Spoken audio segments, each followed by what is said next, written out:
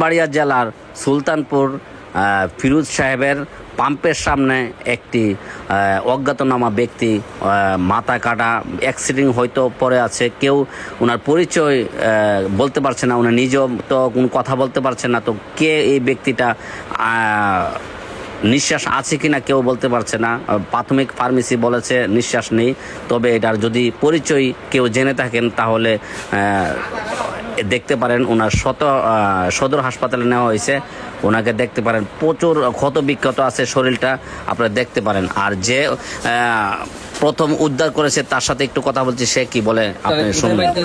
এটারে পাইছি ফিরোজ চেয়ারম্যানের পাম্পের আমি গাড়িতে উঠানো পাইছি, একটা ভ্যানে উঠানো পাইছি।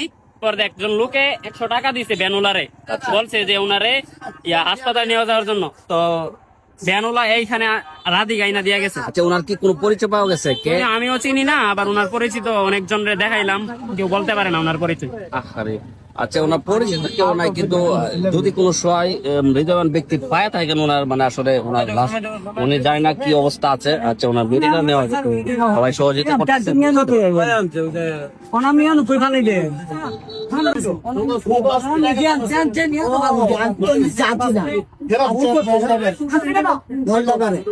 উনি নিছে না, না নিয়া রাধিকা নিয়ে আইছে, আইনা সিনজি তোড়াই দিছে। আরেক লোকে সিনজি ওনারা 200 টাকা ভাড়া নিতে, তাহলে নেওয়ার জন্য। অন্ত লোকটা মনে আর জীবিত নাই, এই কারণে